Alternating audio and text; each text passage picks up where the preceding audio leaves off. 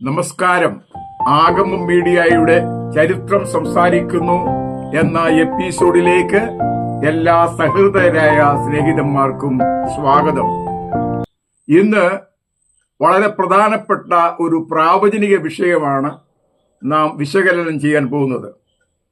ഇസ്രയേലിൽ ഒരു ദേവാലയം പടുത്തുയർത്തപ്പെടുമോ? ഈ ചോദ്യത്തിന് ഉത്തരം നാം ബൈബിളിൽ നിന്ന് കണ്ടെത്തേണ്ടിയിരിക്കുന്നു. ചിരകാലമായിട്ട് ഇസ്രയേൽ പ്രതീക്ഷിക്കുന്ന ഒന്നാണ് ആലയത്തിന്റെ പണി. അതിന്റെ പശ്ചാത്തലം എന്താണെന്ന് ആദ്യമായി നാം ചിന്തിക്കേണ്ടിയിരിക്കുന്നു. പിതാക്കന്മാരുടെ കാലഘട്ടത്തിൽ, അതായത് അബ്രഹാമിന്റെയും ഇസ്ഹാക്കിന്റെയും യാക്കോബിന്റെയും ഒക്കെ കാലഘട്ടത്തിൽ അവർക്കൊരു ദേവാലയം ഉണ്ടായിരുന്നില്ല. അവർ പിന്നീട് അടിമകളായിട്ട് മിസ്രൈമിൽ താമസിച്ചു വരുന്ന കാലഘട്ടത്തിലും ഉണ്ടായിരുന്നില്ല.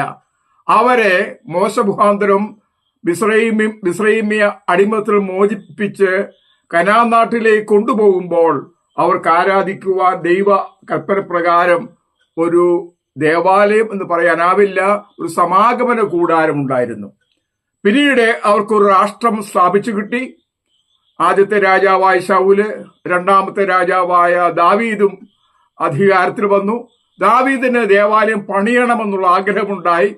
പക്ഷെ പ്രവാചകനായ നാഥാൻ അദ്ദേഹത്തെ അതിൽ നിന്ന് തടഞ്ഞു. പിന്നീട് ശലോമോന്റെ കാലഘട്ടത്തിൽ, അതായത് BC 10-ാം നൂറ്റാണ്ടിൽ ആ ദേവാലയം പണി പൂർത്തിയാക്കിയതായിട്ട് നാം ബൈബിളിൽ വായിക്കുന്നു. ആ ദേവാലയമാണ് BC 606 നെബൂഖദ്നേസർ രാജാവ് നശിപ്പിച്ചത്. അതിനുശേഷം അവർ ബാബേലിൽ അടിമകളായിരുന്നു. അവിടെ താമസിച്ചു വരുമ്പോൾ പേർഷ്യൻ രാജാക്കന്മാരുടെ അനുമതിയോടുകൂടെ സെരുബാബേലും യെശുവയും പ്രവാചകന്മാരായ ഹഗ്ഗായും സക്കറിയാവും ചേർന്ന് അവർക്കൊരു ആലയം അവർ പുതുക്കിപ്പണിതു. അത് BC 515 പുതുക്കിപ്പണെന്ന് പറഞ്ഞാൽ പുതിയൊരു ആലയം എന്ന് പറയായിരിക്കും ഭേദം. അത് പിന്നീട് ഈ 168 BC അന്ത്യോക്യസ് എപ്പിഫാനസ് അതിനെ അശുദ്ധമാക്കി അവിടെ പന്നിയെ യാഗം കഴിച്ചു. അങ്ങനെ അത് ആരാധനയ്ക്ക് യോഗ്യമല്ലാതായി തീർന്ന് കുറെ നാളുകൾ കടന്നിട്ട് അത് BC 20 ഹെരോദാവിന്റെ കാലഘട്ടത്തിൽ അതിനെ പുതുക്കിപ്പണിയാൻ ആരംഭിച്ചു. ആ പുതുക്കിപ്പണി നീണ്ട കാലഘട്ടം ഉണ്ടായിരുന്നു. ഏകദേശം ഏതാനും മാസങ്ങൾ കൊണ്ട് ദേവാലയത്തിന്റെ പണി പൂർത്തിയായെങ്കിലും അതിന് ചുറ്റുപാടുമുള്ള സമുച്ചയം കെട്ടിടങ്ങളുടെ പണി പൂർത്തിയാക്കാൻ 46 വർഷം വേണ്ടി വന്നു. ഈ ദേവാലയമാണ് യേശു കർത്താവിന്റെ കാലത്തുണ്ടായിരുന്ന ദേവാലയം. ഈ ദേവാലയം മനോഹരമായി പണി കഴിപ്പിച്ചതാണ്. അതിന്റെ മനോഹാരിതയിൽ ആകൃഷ്ടരായാണ് യേശു കർത്താവ് ശിഷ്യന്മാര് യേശുവിനെ അതിലേക്ക് ശ്രദ്ധ ക്ഷണിച്ചത്. അപ്പോൾ കർത്താവ് പറഞ്ഞു, ഇതെല്ലാം കാണുന്നില്ലയോ? കല്ലിന്മേൽ കല്ല് ശേഷിക്കാതെ സകലവും നശിപ്പിക്കപ്പെടും. അങ്ങനെ ആ ദേവാലയത്തിന്റെ നാശത്തെക്കുറിച്ച് കർത്താവ് പറയുന്നു. തുടർന്ന് കർത്താവ് പറയുന്നുണ്ട് മത്തായി സുവിശേഷം 24-ാം അധ്യായത്തിന്റെ 15-ാം വാക്യത്തിൽ. അവിടെ പറയുന്ന ദാനിയേൽ പ്രവചനത്തിൽ പറഞ്ഞിരിക്കുന്നത് പോലെ വിശുദ്ധ സ്ഥലത്ത് മ്ലേച്ഛമായ വിഗ്രഹം അല്ലെങ്കിൽ ശൂന്യമാക്കുന്ന മ്ലേച്ഛത അല്ലെങ്കിൽ നാശത്തിന്റെ വിശുദ്ധ ലക്ഷണം കാണുമ്പോൾ വായിക്കുന്നവൻ ചിന്തിച്ചു കൊള്ളട്ടെ എന്ന്. അപ്പൊ ഈ ദേവാലയം AD 70 റോമൻ സർവ്വസൈന്യാധിപനായിരുന്ന തീത്തോസിന്റെ നേതൃത്വത്തിൽ വന്ന് നശിപ്പിക്കുകയുണ്ടായി. ആ ആലയത്തിന്റെ നാശത്തിന് ശേഷമാണ് ലോകത്തിന്റെ നാനാഭാഗങ്ങളിലേക്ക് ഇസ്രയേലിയർ ചിതറിപ്പോകുന്നത്.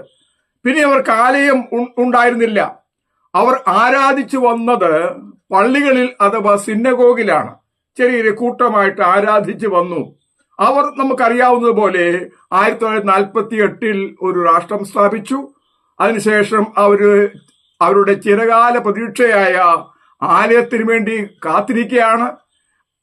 ശലോമോൻ പണി കഴിപ്പിച്ച സ്ഥലത്ത് തന്നെ ഇപ്പോൾ മുസ്ലിങ്ങളുടെ ഒരു ആലയമുണ്ട്, അതായത് അവരുടെ മോസ്ക് ഉണ്ട്, അൽ അക്സ മോസ്ക്. അത് യെരുസലേം ദേവാലയം പണി കഴിപ്പിച്ചിരുന്ന അല്ലെങ്കിൽ ആ സൈറ്റിൽ തന്നെയാണ് സ്ഥിതി ചെയ്യുന്നത്. അതിന് തൊട്ടടുത്താണ് വിലാപ മതിൽ എന്ന് പറയുന്നത്.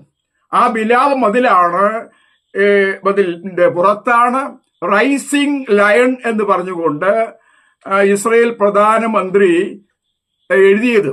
റൈസിംഗ് ലയൺ, അതായത് സടകുളഞ്ഞെഴുന്നേൽക്കുന്ന ഇസ്രയേലിന്റെ ഒരു ചിത്രമാണ് അവിടെ ആ സിംഹത്തിലൂടെ വരച്ചത്. അപ്പോൾ അങ്ങനെ അവര് പ്രതീക്ഷിച്ചിരിക്കുകയാണ്, ഈ ആലയം പണിയുമോ, സാധ്യതയുണ്ടോ? അതിലേക്ക് പ്രാവചനികമായി ഉള്ള കാര്യങ്ങൾ വേഗത്തിൽ പറയാൻ ഞാൻ ആഗ്രഹിക്കുകയാണ്.